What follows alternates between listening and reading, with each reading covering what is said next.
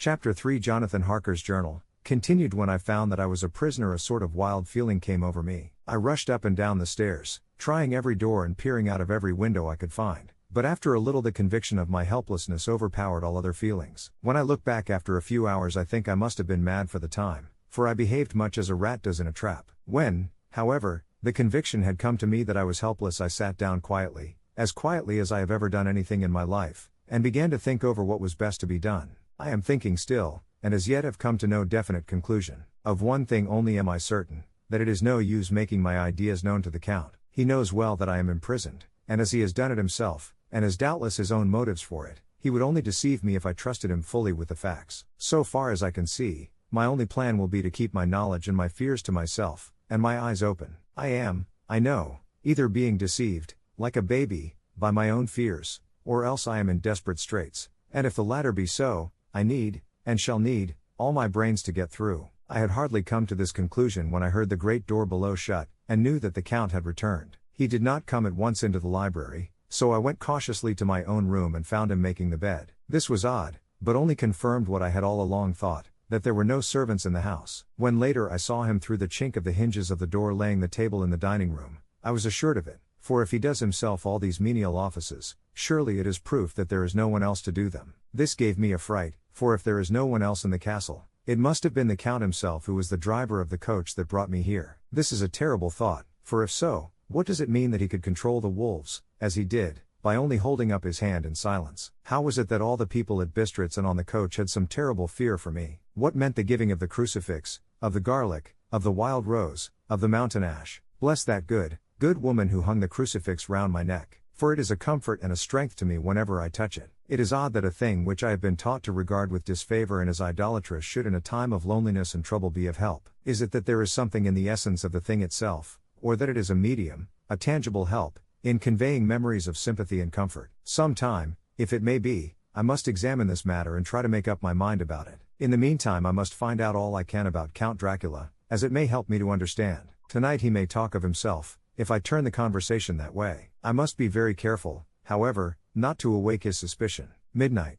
I have had a long talk with the Count. I asked him a few questions on Transylvania history, and he warmed up to the subject wonderfully. In his speaking of things and people, and especially of battles, he spoke as if he had been present at them all. This he afterwards explained by saying that to a boyar the pride of his house and name is his own pride, that their glory is his glory, that their fate is his fate. Whenever he spoke of his house he always said we, and spoke almost in the plural, like a king speaking. I wish I could put down all he said exactly as he said it, for to me it was most fascinating. It seemed to have in it a whole history of the country. He grew excited as he spoke, and walked about the room pulling his great white mustache and grasping anything on which he laid his hands as though he would crush it by main strength. One thing he said which I shall put down as nearly as I can, for it tells in its way the story of his race. We Shekels have a right to be proud, for in our veins flows the blood of many brave races who fought as the lion fights, for lordship. Here, in the whirlpool of European races, the Ugric tribe bore down from Iceland the fighting spirit which Thor and Woden gave them, which their berserkers displayed to such fell intent on the seaboards of Europe, and of Asia and Africa too, till the peoples thought that the werewolves themselves had come. Here, too, when they came,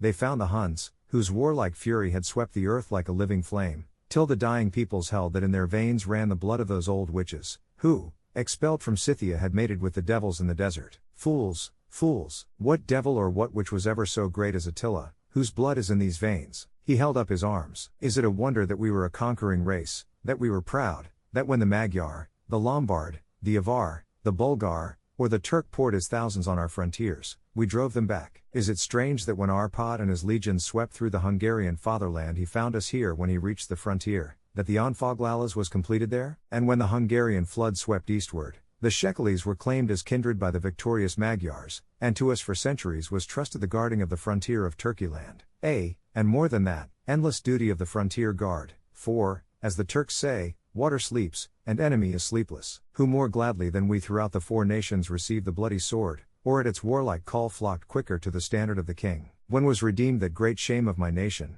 the shame of Kosovo, when the flags of the Wallach and the Magyar went down beneath the crescent? Who was it but one of my own race who as voivode crossed the Danube and beat the Turk on his own ground? This was a Dracula indeed. Woe was it that his own unworthy brother, when he had fallen, sold his people to the Turk and brought the shame of slavery on them. Was it not this Dracula, indeed, who inspired that other of his race who in a later age again and again brought his forces over the great river into Turkeyland, who, when he was beaten back, came again, and again, and again, though he had to come alone from the bloody field where his troops were being slaughtered, since he knew that he alone could ultimately triumph. They said that he thought only of himself. Bah, what good are peasants without a leader? Where ends the war without a brain and heart to conduct it? Again, when, after the Battle of Mohacs, we threw off the Hungarian yoke, we of the Dracula blood were amongst their leaders, for our spirit would not brook that we were not free. Ah, young sir, the Shekels, and the Dracula as their heart's blood, their brains, and their swords, can boast a record that mushroom growths like the Habsburgs and the Romanovs can never reach. The warlike days are over. Blood is too precious a thing in these days of dishonorable peace, and the glories of the great races are as a tale that is told. It was by this time close on morning, and we went to bed. Mem.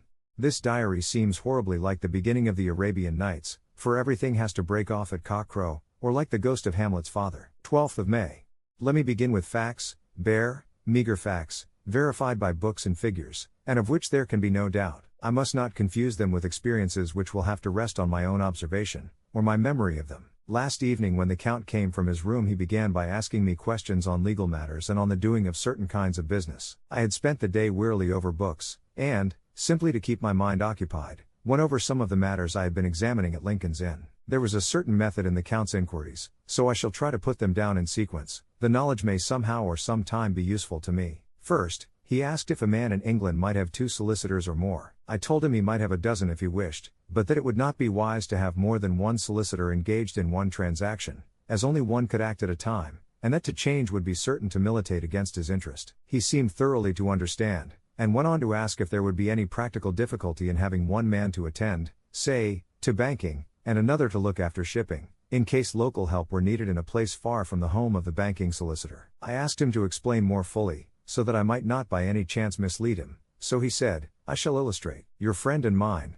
Mr. Peter Hawkins, from under the shadow of your beautiful cathedral at Exeter, which is far from London, buys for me through your good self my place at London. Good. Now here let me say frankly, lest you should think it strange that I have sought the services of one so far off from London instead of some one resident there, that my motive was that no local interest might be served save my wish only, and as one of London residents might, perhaps, have some purpose of himself or friend to serve, I went thus afield to seek my agent, whose labors should be only to my interest. Now, suppose I, who have much of affairs, wish to ship goods, say, to Newcastle, or Durham, or Harwich, or Dover, might it not be that it could with more ease be done by consigning to one in these ports? I answered that certainly it would be most easy, but that we solicitors had a system of agency one for the other, so that local work could be done locally on instruction from any solicitor, so that the client, simply placing himself in the hands of one man, could have his wishes carried out by him without further trouble. But, said he, I could be at liberty to direct myself. Is it not so? Of course, I replied, and such is often done by men of business, who do not like the whole of their affairs to be known by any one person. Good, he said, and then went on to ask about the means of making consignments and the forms to be gone through, and of all sorts of difficulties which might arise, but by forethought could be guarded against. I explained all these things to him to the best of my ability, and he certainly left me under the impression that he would have made a wonderful solicitor, for there was nothing that he did not think of or foresee. For a man who was never in the country, and who did not evidently do much in the way of business, his knowledge and acumen were wonderful. When he had satisfied himself on these points of which he had spoken, and I had verified all as well as I could by the books available, he suddenly stood up and said, Have you written since your first letter to our friend Mr. Peter Hawkins, or to any other? It was with some bitterness in my heart that I answered that I had not, that as yet I had not seen any opportunity of sending letters to anybody. Then write now, my young friend, he said, laying a heavy hand on my shoulder. Write to our friend and to any other, and say, if it will please you, that you shall stay with me until a month from now. Do you wish me to stay so long? I asked, for my heart grew cold at the thought. I desire it much, nay, I will take no refusal. When your master, employer, what you will, engaged that someone should come on his behalf, it was understood that my needs only were to be consulted. I have not stinted, is it not so? What could I do but bow acceptance? It was Mr. Hawkins's interest, not mine, and I had to think of him, not myself. And besides, while Count Dracula was speaking, there was that in his eyes and in his bearing which made me remember that I was a prisoner, and that if I wished it I could have no choice. The Count saw his victory in my bow, and his mastery in the trouble of my face, for he began at once to use them, but in his own smooth, resistless way. I pray you, my good young friend, that you will not discourse of things other than business in your letters. It will doubtless please your friends to know that you are well, and that you look forward to getting home to them. Is it not so?" As he spoke, he handed me 3 sheets of notepaper and 3 envelopes. They were all of the thinnest foreign post, and looking at them, then at him, and noticing his quiet smile, with the sharp, canine teeth lying over the red underlip, I understood as well as if he had spoken that I should be careful what I wrote, for he would be able to read it. So I determined to write only formal notes now, but to write fully to Mr. Hawkins in secret, and also to Mina, for to her I could write in shorthand, which would puzzle the Count, if he did see it. When I had written my 2 letters I sat quiet, reading a book whilst the Count wrote several notes, referring as he wrote them to some books on his table. Then he took up my 2 and placed them with his own, and put by his writing materials, after which, the instant the door had closed behind him, I leaned over and looked at the letters, which were face down on the table. I felt no compunction in doing so, for under the circumstances I felt that I should protect myself in every way I could. One of the letters was directed to Samuel F. Billington,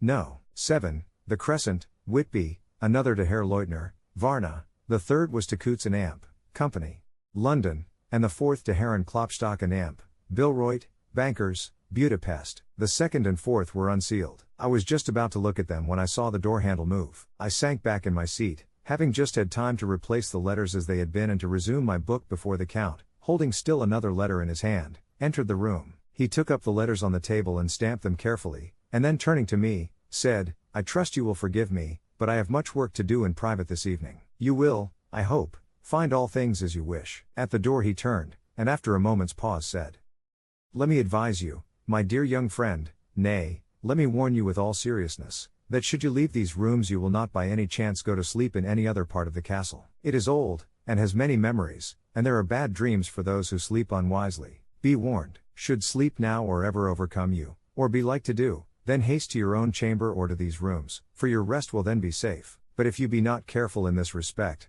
then he finished his speech in a gruesome way, for he motioned with his hands as if he were washing them. I quite understood. My only doubt was as to whether any dream could be more terrible than the unnatural, horrible net of gloom and mystery which seemed closing around me. Later, I endorsed the last words written, but this time there is no doubt in question.